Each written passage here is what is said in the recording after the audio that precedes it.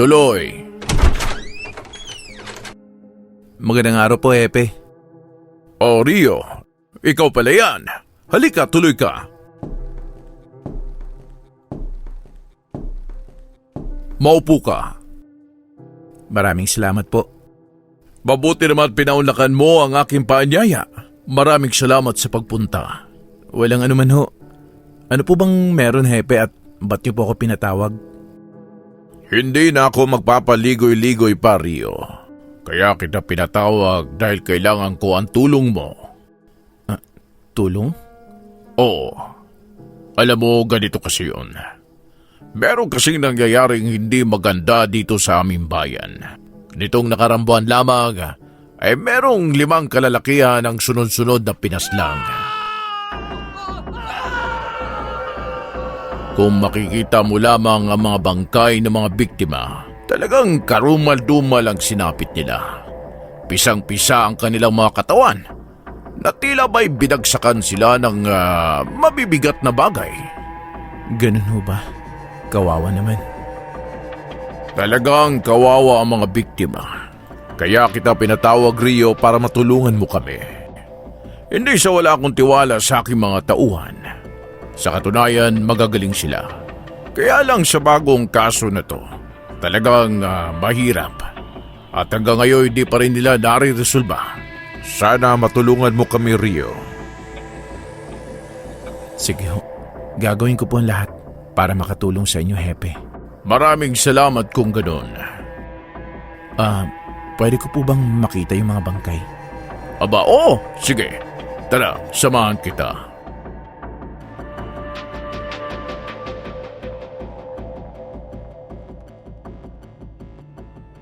Hepe, sino ba yan? Siya si Rio Latigo. Rio Latigo? Kaya pala may latigo sa bewang niya. Ano po ba ginagawa niya, ha? Pinatawag ko si Rio Latigo para matulungan tayo sa kasong ito. Bakit pulis ho ba siya? Hindi siya pulis. Isa siyang magaling na paranormal investigator. Paranormal investigator? Hindi naman pala siya pulis eh. Ba't siya nangingilam sa kasong ito? Medyo masama kasi ang kutob ko sa kasong ito. At sa tingin ko ay kailangan natin ng tulong ni Rio. Pambihira naman no. Baka ba niya, scammer yan. Huwag kang mag-alala, SPO2 Lubaba. Matagal na kaming magkakilala ni Rio. Marami na rin siya mga misteryosong kaso na naresolba. Kaya malaki ang tiwala ko sa kanya. Ganun ho ba? Oo, ganun na nga. Hepe, Rio, ano nang assessment mo? base po sa mga nakita ko at sa mga sinapit po ng mga biktima, napagtanto ko po na hindi po tao ang may gawa nun sa kanila. Hindi tao? So ibig sabihin, hayop pa may gawa niyan. Hindi rin ho. Sabi ko na nga ba. Kaya pala hirap na hirap ang aking mga tauhan na resolbahin ang kasong ito. Rio, maaari mo bang sabihin sa amin kung anong klaseng nilalang ang tinutukoy mo? Sa ngayon po, Hepe, hindi pa ako sigurado kung anong klaseng nilalang ito. Ngunit isa lang ang sigurado ako. Walang takot ito kung pumaslang ng mga tao. Nako, nakakatakot naman pala. Ang hirap kalabanin yan. Hindi tao eh, ha? Wow naman, wow! Hepe, meron na po ba kayong person of interest sa kasong ito? Oo, meron. SPO2 Lubaba, ikaw na bahalang magpaliwanag kay Rio. Ganito yun. Yung isa sa 5 dyan, boyfriend ni Trina yan.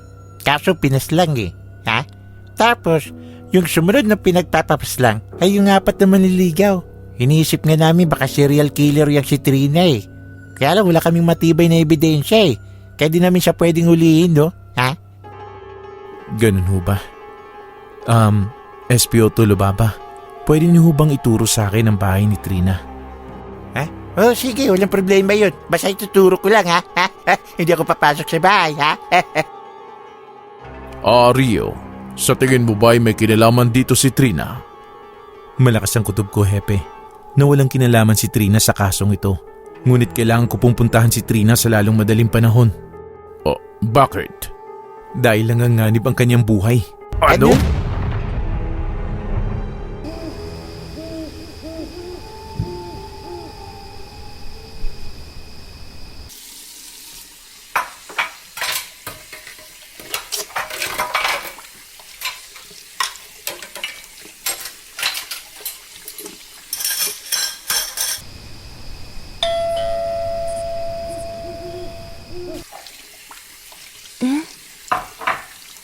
Sino kaya to?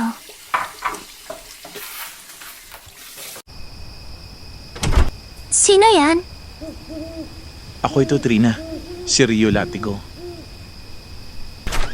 Rio Latigo? Ikaw ba yung sinasabi ni Hepe? Oo, Trina. Ako nga. Halika, tuloy ka. Salamat. Kaya ka ba pumunta dito? Dahil sa kaso ko? Oo, Trina. Ganun ba? Isa ka rin ba sa mga naniniwala na kaya kong paslangin ang sarili kong boyfriend? At ang 4 ko naman niligaw? Ang totoo niyan, Trina. Hindi ako naniniwala na may kinalaman ka sa pamamaslang na ito. At alam ko rin na nasa paligid lang ng bahay ninyo ang tunay na salarin. Ano? Nasa paligid lang namin? Oo, Trina. Malakas ang kutob ko na ang nilalang na ito ay may malaking pagkakagusto sa'yo. Kaya pag may mga lalaki na nai-involve sa'yo, ay pinapaslang niya. Kaya pala, sa tuwing lalabas ako ng bahay, ay nararamdaman ko talaga na may nagmamasid sa akin. Malamang siya na yun, Trina. Naghihintay na lamang yun ang pagkakataon para kunin ka. Kinakabahan ako, Rio. Natatakot ako. Baka meron siyang masamang gagawin sa akin. Huwag kang mag-alala, Trina. Nandito ako para tulungan ka. Eto, itago mo to. Ano to? Isang orasyon para di ka niya malapitan. Pero pansamantala lang ang bisa niyan. Kaya Trina, kailangan na natin kumilos sa lalong madaling panahon. Kailangan ko ang kooperasyon mo para tuluyan ang matapos sa pamamaslang na ito. Sige. Ano bang gagawin ko?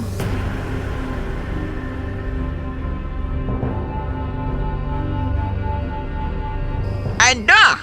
Pumasok ka na naman sa ganyan, Rio? Di ba nag-usap na tayo na hindi ka na papasok sa kanyang bagay? La, nakiusap lang po si Hepe sa akin. Nanganganib po ang mga tao sa lugar niya. Kaya kailangan ko pong tulungan. Ayan na naman tayo sa tulong-tulong na yan. Kung ikaw ang mapahamak, meron ba tutulong sa'yo?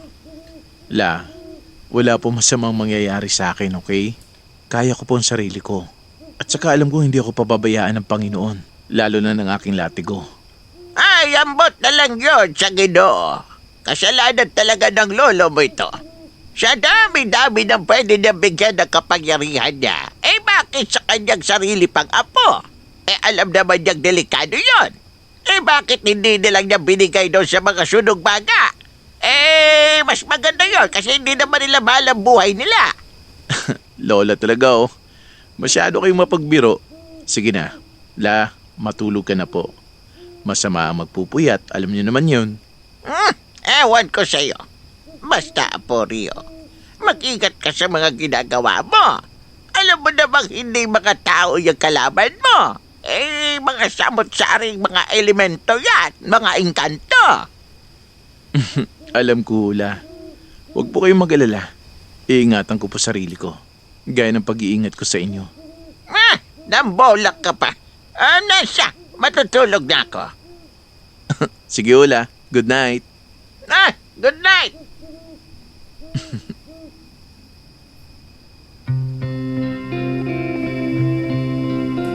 O paano ba yan, mahal? Aalis na ako. Maraming salamat nga pala sa inihanda mong hapunan. Napakasarap. Nabusog talaga ako. Talaga ba, mahal? Naku, salamat naman at nagustuhan mo ang niluto ko. Aba, oo naman. Ikaw na yung nagluto eh. Sige, alis na ako ha. Bukas uli. Sige, mahal. Ingat ka.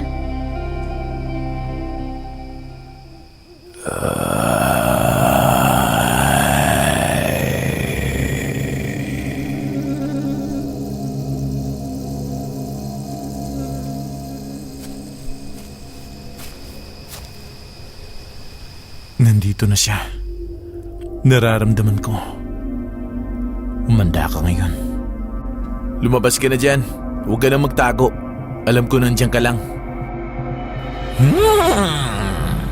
Magaling, magaling. Paano mo nalaman na nasa likod mo lang ako?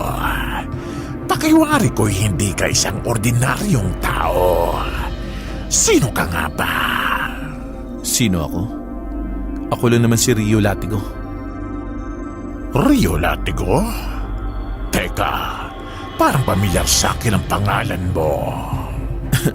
Paano hindi magiging pamilyar ang pangalan ko? Eh halos lahat ng mga angkan mo, tinapos ng lolo ko.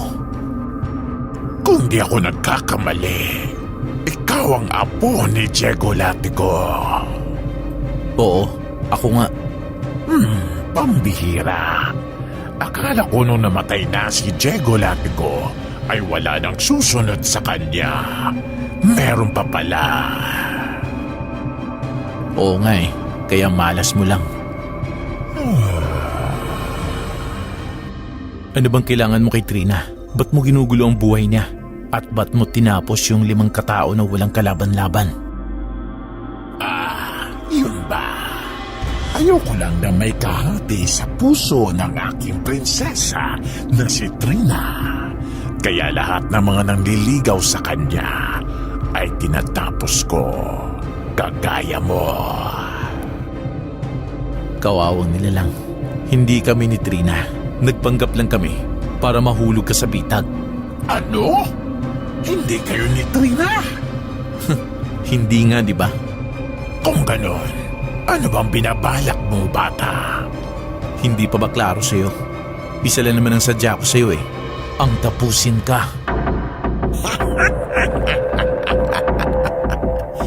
Napakalakas ng loob mong sabihin sa akin yan. Akala mo ba kaya mo kong tapusin? Ha? Ba't di natin subukan? Masyado kang mayabang, bata. Kaya humanda ka sa akin. Nasaan siya? Bakit bigla siyang nawala? Uy, nasa likod mo lang ako.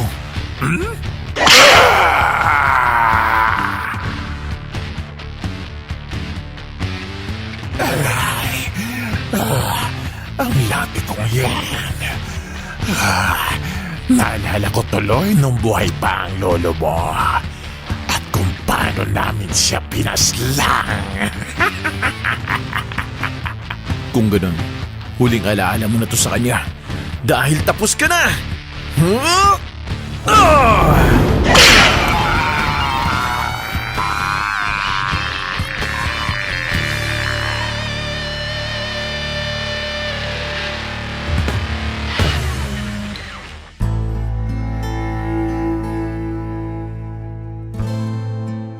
Maraming salamat, Rio. Dahil sa iyo ay natapos na rin sa wakas ang patayan dito sa aming lugar. Walang anuman ho, Hepe. Isang karangalan po ang makatulong sa lugar ninyo. Rio, salamat din ha. Kung hindi dahil sa'yo, baka napahamak na ako. At sana, hindi ka magsasawa na tumulong sa mga katulad namin. Oo naman, Trina. Pangako yan.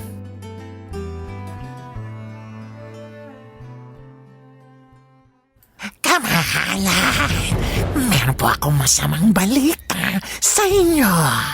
Ano yun, smuggle? Patay na po ang kaibigan nyo na si Tikboy, the Chickboy. Ano?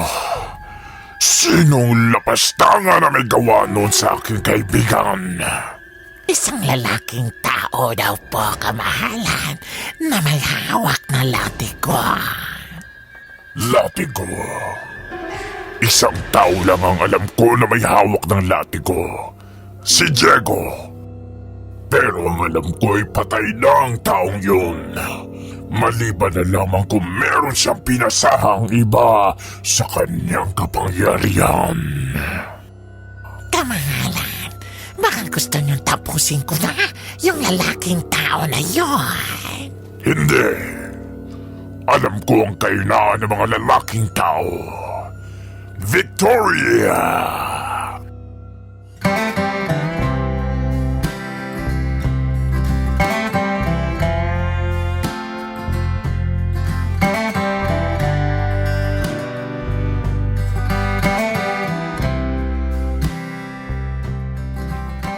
Ano yun, kamahalan? Alam mo na ang gagawin mo! Masusunod, kamahalan.